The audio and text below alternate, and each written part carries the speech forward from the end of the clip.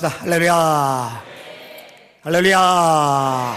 따라하세요. 하나님, 오후에도 큰 은혜 주세요. 옆 사람 축복해 주세요. 말씀에 목숨을 겁시다. 아멘. 헌신 예배 드릴 때 그냥 하지 말고 앞에 나와서 어떻게 준비를 했는지 발표하라고 이야기를 했는데 계속 잘들 해주고 계셔요. 너무너무 귀하게 생각을 합니다. 제가 목사님들 만나면 우리에게 자랑할 수밖에 없어요.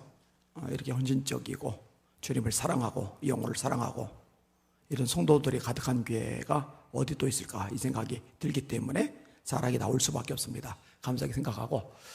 근데 이제 3여전도에 4여전도에 얘기를 하는데 자꾸 권혁준 집사 얘기가 나오는지 모르겠어요. 우리에게는 성전환 수술 인정 안 합니다.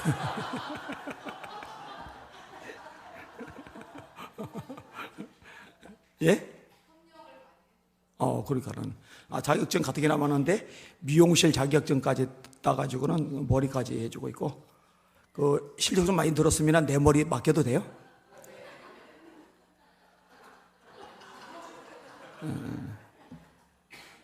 연습 좀 더 하고 맡길게요. 그 올리버 에비슨 선교사님이 우리나라 최초의 현대 서양병원인 제중원의 책임자로 있었어요. 그러다 1885년도에 미국으로 가서 카네기 홀에서 아주 간절하게 호소를 합니다. 지금 제중원의 시설로는 밀려드는 환자를 다 볼 수 없어 새 병원이 급히 필요한데 예산이 부족합니다.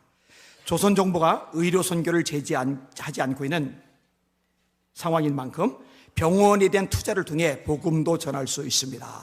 이게 간곡하게 외치는 거예요. 여러분 지금 비행기라도 있죠? 근데 제가 비행기 타고 가는데도요 미치겠어요. 너무 힘들어가지고 10시간만 넘으면 정신 못 차리겠어요. 제 아내도 이제 마찬가지인데 지난번 독일 갔다가 오고 할 때 너무 힘들다고 아프리카는 더 힘들죠. 남미 쪽 어마어마하죠. 근데 여러분 이 당시는요 비행기가 없어요. 배를 타고 몇 날 며칠을 가야 돼요. 그 다음에 기차를 타고 몇 날 며칠을 가야 돼요. 뭐 하루 만에 이틀 만에 꿈도 못 꿔요.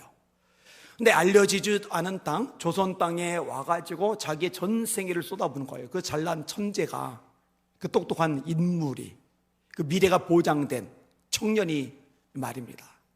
대단하죠. 이 에비슨의 호소가 사람들의 마음을 움직입니다. 이때 마음을 강하게 먹은 사람이 루이스 세브란스입니다. 이분이 막대한 돈을 보내줘요. 그래서 시작된 병원이 세브란스 병원입니다. 루이스 세브란스라는 사람의 이름을 따서 교회 장로님이세요. 이 장로님이 자금을 내서 세워진 병원이 세브란스 병원. 루이스 세브란스는 그 장로님의 이름을 따서 세워진 병원인 거예요. 우리 성도들의 이름을 딴 병원이나 학교가 또는 교회가 해외에 세워지면 그것도 참 좋겠다. 근데 이제 세브란스만큼 하려고 그러면은 이제 보통은 아니어야 되겠죠. 이런 그런 큰 복도 좀 받으시길 바랍니다. 그냥 성공, 출세, 돈, 명성, 편안하고 보장되고 안락한 삶 그게 목적이 아니라 하나님의 나라를 위해서 영혼 구호를 위해서 쏟아붓는 사람 이런 재력가들도 일어나야 됩니다. 왜 이렇게까지 할까? 간단해요. 주님의 소망이기 때문입니다. 따라합시다. 하나님은 모든 사람이 구원을 받으며 진리를 아는 데 이르기를 원하시느니라. 마태복음 28장 18절 유명하죠. 예수께서 나와 일러 이르시되 하늘과 땅의 모든 권세를 내게 주셨으니 우리들 보고 하시는 거예요. 너희는 가서 니들끼리만 모여있지 말고 가서 모든 족속으로 제자를 삼아 아버지와 아들과 성령의 이름으로 세를 주고 내가 너에게 분부한 모든 것을 가르쳐 지키게 하라. 마가복음 16장 15절 너희는 온 천하에 다니며 너희들끼리만 모여서 먹으러 다니지 말고 옹기종기 모여서 커피 홀짝 거리며 수다만 떨지 말고 그거 하지 말라는 건 아니에요. 근데 그런 것만 하지 말고 다니며 돌아다니며 만민에게 복음을 전파하라. 믿고 세례를 받는 사람은 구원을 얻을 것이요 믿지 않는 사람은 정죄를 받으리라. 요양병원 사실 방치되어 있잖아요. 자식들 잘 안 가거든요. 근데 우리 성도들이 가서 머리 쥐고 병실병실 찾아다니면서 귀 속에다가 천국의 소망을 심어주고, 할렐루야. 따라합시다. 너희는 온 천하에 다니며 다닙시다. 정원이 어디 있어? 한정원.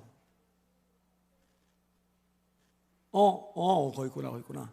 우리 정원이도 2주간의 단기 선교 마치고 돌아왔어요. 아까 제가 반갑게 얘기했는데. 박수 한번 쳐주세요. 할렐루야.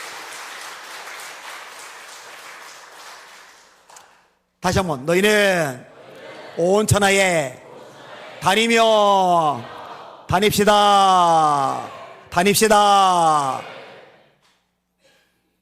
만민에게 복음을 전파하라. 이 주님의 명령이거든요. 여러분, 이 소망을 이루어 드리려고 자기의 전 존재를 쏟아부었던 인물이 바울이죠. 예수 그리스도의 종 바울은 하나님의 사도로 부르심을 받아 복음을 위하여 택장함을 입었으니 나는 복음을 위해서 선택을 받았어. 헬라인이나 야만이나 지혜 있는 자나 어리석은 자에게 내가 다 빚진 자라. 그러므로 나는 로마에 있는 너희에게도 복음 전하기를 원하노라. 저기 써 있는 거예요. 왔다 갔다 걸으면서 기도할 때 저거 보고 외우고 요거 보고 외우고, 그래서 이 두 가지는 아주 확고하게 외웠어요. 좋잖아요. 화장실 가서 서가지고 볼일 보면서 외우고 얼마나 좋아요. 외우세요. 내가 더 빚진 자라. 나의 달려갈 길과 주 예수께 받은 사명, 꼭 하나님의 은혜의 복음 증언하는 일을 마치려면 나의 생명조차 조금도 귀한 것으로 여기지 아니하노라. 나는 예루살렘에서 결박당할 뿐 아니라 죽을 것도 각오하였노라. 바나바와 함께 안디옥에서 목회를 하다가 열심히 돌아다니면서 복음을 전하는 거예요. 몇 달인지 몇 년인지. 그리고 돌아와서 목회를 하다가 또다시 나가서 열심히 복음을 전하는 거예요. 또다시 돌아서 목회하다가 다시 나가서 열심히 복음을 전하는 거예요.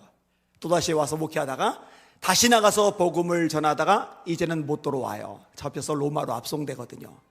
그리고 로마에 압송돼서 거기서 전도하다가 로마 황제 네로에 의해서 순교를 당해 죽었죠. 이 바울은요, 복음을 전하는 일에 목숨을 걸었고 이 일에 전력하는 교회를 또 성도를 축복해요. 이 빌립보 교회가 헌신을 했거든요. 내가 궁핍함으로 말하는 것이 아니니라 어떤 형편이든지 나는 자족하기를 배웠노니 곧 풍부의 처할 줄도 알고 궁핍의 처할 줄도 알아. 모든 일에 배부름과 배고픔과 풍부와 궁핍의 처할 줄 아는 일체의 비결을 배웠노라. 내게 능력 주시는 자 안에서 내가 모든 것을 할 수 있느니라. 그러나 너희가 내 괴로움에 함께 참여했으니 잘하였도다. 내 괴로움은 뭐예요? 복음을 전하느라고 다니면서 겪는 괴로움. 그러니 빌립보 교회 성도들도 열심히 복음을 전하러 돌아다니다가 바울처럼 괴로움을 겪고 있는가? 아니요. 우리 열심히 선교하고 복음을 전하러 다니는 바울 사도 후원하자. 근데 이걸 가르쳐서 너희가 내 괴로움에 동참하였으니 잘하였도다. 빌립보 사람들아, 너희도 알거니와 복음이 시초에 내가 마게도냐를 떠날 때에 주고받는 내 일에 참여한 기회가 너희 외에 없었느니라. 데살로니가에 있을 때도 너희가 한 번뿐만 아니라 두 번이나 나의 쓸 것을 보내었도다. 내가 선물을 구함이 아니요 오직 너희에게 유익하도록 풍성한 열매를 구함이라. 내가 나한테 선교 후원 자꾸 더 하라고, 더 많이 하라고 내가 말하는 게 아니야. 너희에게 유익하도록 풍성한 열매를 구하는 거야. 그건 너희들에게 유익한 거야. 내게는 모든 것이 있고 또 풍부한지라. 에바브로 디도 편에, 이 당시는 온라인 송금 계좌 유치가 안 돼요. 그러니까 에바브로 디도가 빌립보 교회 성도들이 헌금을 모아주면은 이걸 가지고 바울이 어디 갔는지도 몰라요. 전화 휴대폰이 없으니까, 인터넷이 없으니까. 천지사방 쫓아다니면서 바울이 어디서 복음을 전하는지 찾아내면은 거기다 전달을 해주는 거예요. 에바브로 디도 편에 너희가 준 것을 받음으로 내가 풍족하니 이는 받으실 만한 향기로운 제물이요 하나님을 기쁘시게 한 것이라. 나의 하나님이 영광 가운데 그 풍성한 대로 너희 모든 쓸 것을 채우시리라. 우리 교회가 애쓰는 것도 바로 이 주님의 소망을 이루어드리기 위해서죠. 아까 잘 설명했는데 붕어빵 전도, 떡볶이 전도, 의료 전도, 단기 선교, 흩어져 전도, 버스킹 전도, 그리고 제가 하는 사역들, 이게 제가 이렇게 설교 원고에다 적어왔어요. 자, 따라합시다. 예수님의 간절한 소망을 이루어드리자. 여러분, 교회가 이것 말고 도대체 어디다 집중할 건데요? 돈 어디다가 쓸 건데요? 인력 어디다가 쓸 건데요? 에너지 어디다가 쓸 건데요? 여러분, 영혼 구원에 씁시다. 땅끝까지 선교하는 데 씁시다. 이것 말고 할 게 뭐가 있느냐고요. 오늘 본문 들어옵니다. 오늘 본문에 보니까 예수님이 두 가지를 말씀하시는데, 첫째는 내가 양의 문이야. 또 하나는 나는 선한 목자야. 근데 양의 문이란 말과 선한 목자란 말이 또 연결이 돼요. 자, 일단 양의 문이다. 7에서 9절까지 같이 읽을게요. 시작. 그러므로 예수께서 다시 이르시되 내가 진실로 진실로 너에게 말하노니 나는 양의 문이라. 나보다 먼저 온 자는 절도요 강도니 양들이 듣지 아니하였느니라. 내가 문이니 누구든지 나로 말미암아 들어가면 구원을 받고 또는 들어가며 나오며 꼴을 얻으리라. 아멘. 이 당시에 이스라엘 사람들이 양을 주로 치잖아요. 근데 여러분 아세요? 양이 들어가는 입구가 있는데 정작 문이 없어요, 대부분이요. 아니, 그러면은 목사님 문제가 있는데요? 양들이 자다 말고 밖에 뛰쳐나가면은 어떡합니까? 이거 위험하잖아요. 이리가 문이 없어가지고 들어가면 어떡합니까? 이거 잡아먹고 위험하잖아요. 근데 어떻게 하느냐? 목자가 그 입구에 누워서 잠을 자요. 그러면은 양들이 못 나가요. 이리가 못 들어와요. 그러니까 목자 자체가 양의 문이 돼버리는 거예요. 내가 양의 문이야. 나로 말미암아 들어가고 나와야지. 만약에 나로 말미암아 들어가거나 나오지 않으면은 그거는 다 가짜야. 이렇게 주님이 말씀하시는 거예요. 나보다 먼저 온 자는 다 절도요 강도니 양들이 듣지 아니하였느니라. 자, 예수님이 양의 문이신데, 양의 문이신 예수님을 통해서 이루어지는 게 두 가지가 있어요. 내가 문이니 누구든지 나로 말미암아 들어가면 구원을 받고 구원받아요.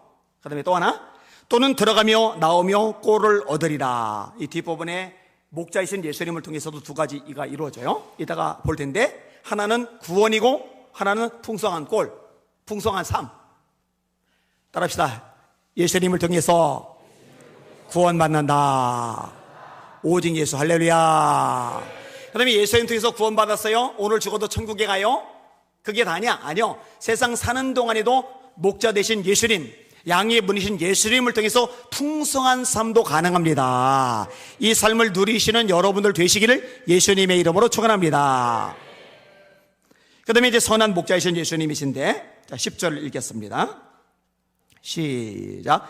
도둑이 오는 것은 도둑질하고 죽이고 멸망시키려는 것뿐이요 내가 온 것은 양으로 생명을 얻게 하고 더 풍성히 얻게 하려는 것이라. 자, 여기서는 예수님이 오신 목적을 말씀을 하시는데, 양으로 생명을 얻게 하고, 이게 뭐라고 그랬어요 아까? 구원. 그 다음에 풍성히 얻게 하는 것, 풍성한 삶, 들어가며 나오며 꼴을 얻는 것, 이 두 가지를 예수님이 다 주시는 거예요. 이 풍성한 삶, 이것까지 마저 누리는 여러분들 되시기를 예수님의 이름으로 축원합니다. 필립 켈러가 쓴 양과 목자라는 책, 제가 여러 번 언급했는데 사서 읽어보세요. 보탬이 많이 됩니다. 팔레스틴에서 실제로 양을 치면서 시편 23편의 말씀이 얼마나 진리인지를 깨달은 사람이 쓴 거예요. 필립 켈러라는 사람이 쓴 거예요. 정말 잘 썼어요. 양은 안전하게 지켜지지 않으면 불안해서 못 먹어요. 이 양은 먹을 풀과 먹지 말아야 될 풀을 구분 못하고 마셔도 되는 물과 마시면 큰일 나는 물을 구분하지 못해요. 그래서 목자는요, 안전하게 지켜줘요. 먹을 수 있도록. 그 다음에 미리 돌아다니면서 먹지 못할 독초들을 다 뽑아내요. 미리 답사를 다니면서 마시면 탈나는 물을 다 비켜나가요. 이게 목자가 하는 일이에요.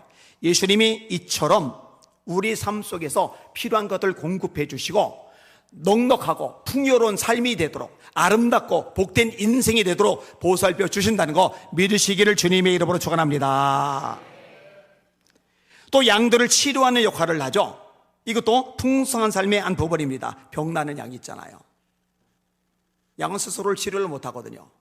아프다고 약을 만들어 먹겠습니까? 다쳤다고 수술을 하겠습니까? 붕대를 감기를 하겠습니까? 이거 다 목자가 해줘야 되는 거예요. 마찬가지로 주님께서 오셔서 우리를 회복하게 만드는, 치료하게 만드는 이런 일들도 하는 거죠. 이번에 아프리카를 갔을 때 최연석 선교사님 부부가 가나에서 토고까지 차를 몰고 왔어요. 꽤 걸리는 거리인데, 토고에 있으면서 참 많은 보탬을 줬어요. 그동안에는 차 하나에 여러 명 껴서 뒷자리에 3명 앉아서 가고 막 그랬었는데, 그럼 이제 남자 덩치 큰 사람들 3명 앉으면 좀 불편해요. 우리나라에서는 도로가 이렇게 잘 닦인 것도 아니고 비포장 도로 달릴 때는요 완전히 차에서 널뛰기를 막 하거든요 이게. 근데 최 선교사님이 큰 차를 가지고 와서 본인이 뒷자리에 앉고 사모님 뒷자리에 앉고 그다음에 운전해주는 기사분 그 옆자리에 딱 주니까 이거 괜찮더라고요. 이거 수시로 먹을 거 사주고 막 그래요. 그 다음에 배행까지 또 같이 가지고 그랬어요. 얼마나 감사한지 몰라요. 얘기하기 민망한데, 이거는 또 필요한 데 쓰라고 400만 원 주고 갔어요. 이것도 얼마나 보탬이 많이 되는지 몰라요. 감사했어요. 하나님이 다양한 방식으로 다양한 경로로 때때로 이렇게 공급을 해 주시잖아요. 또 대적들로부터 지켜주죠. 목자가 하는 일이에요. 그래서 다윗이 고백하는 거죠. 내가 사망의 음침한 골짜기로 다닐지라도 해를 두려워하지 않을 것은 주께서 나와 함께 하심이라. 이렇게 말씀하시는 거예요. 따라합시다. 우리에게 구원을 주신다. 우리에게 풍성한 삶을 주신다. 예수 이름으로 구하시고 받으시고 누리시기를 주님의 이름으로 축원합니다. 따라합니다. 너희가 얻지 못하면 구하지 아니하며. 구하셔요. 구하면 하나님께서 주실 줄 믿습니다. 자, 이렇게 생명과 풍성한 삶을 주시기 위해서 예수님이 하신 일이 있어요. 뭘 하시느냐? 당신의 목숨을 내주신 거예요. 11절에서 15절까지 있습니다. 시작. 나는 선한 목자라. 선한 목자는 양들을 위하여 목숨을 버리거니와 싹구는 목자가 아니요 양도 제 양이 아니라 이리가 오는 것을 보면 양을 버리고 달아나느니 이리가 양을 물어가고 또 해치느니라. 달아나는 것은 그가 싹꾼인 까닭에 양은 돌보지 아니함이나 나는 선한 목자라. 나는 내 양을 알고 양도 나를 아는 것이 아버지께서 나를 아시고 내가 아버지를 아는 것 같으니 나는 양을 위하여 목숨을 버리노라. 17에서 18절 시작. 내가 내 목숨을 버리는 것은 그것을 내가 다시 얻기 위함이니 이로 말미암아 아버지께서 나를 사랑하시느니라. 이를 내게서 빼앗는 자가 있는 것이 아니라 내가 스스로 버리노라. 나는 버릴 권세도 있고 다시 얻을 권세도 있으니 이 계명은 내 아버지에게서 받았노라 하시니라. 아멘. 예수님은 힘이 있으세요. 권세가 있단 말이에요. 죽은 지 나흘 된 나사로 나오라니 나온단 말이에요. 바다에 잠잠하라니 파도가 죽어 지낸단 말이에요. 38년 중병 여보 네 자리를 들고 일어나. 그러니까 일어난단 말이에요. 이렇게 능력이 많으신 예수님, 얼마든지 당신의 목숨을 뺏고자 하는 사람들 물리쳐 버릴 수가 있어요. 주님이 말씀하세요. 내가 지금 12군단 더 되는 천사를 부를 수 없는 줄 아느냐? 문제는 그렇게 할 경우 이 일이 십자가의 죽음이 있으리라 한 성경이 어떻게 되겠느냐? 겟세마네 기도도 마찬가지예요. 아버지요, 할만하시거든 이 잔이 내게서 지나가게 하옵소서. 그러나 내 원대로 마시옵고 아버지의 원대로 되기를 원하나이다. 그래서 십자가에 죽으시면서 다 이루었다라고 말씀하셨어요. 우리 죄값을 청산하신 거예요. 예수님에 대해 기록된 모든 예언의 말씀을 이루신 거예요. 그래서 오늘 본문에 계속적으로 반복되는 내용이 뭐냐? 내가 목숨을 빼앗기는 게 아니야.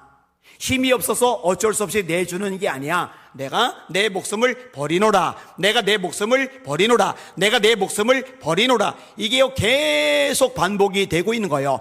예수님은 저를 위해, 여러분을 위해 생명, 구원을 주시려고, 풍성한 삶을 주시려고 당신의 목숨을 친히 버리셨다는 거 잊지 마시기를 주님의 이름으로 축원합니다.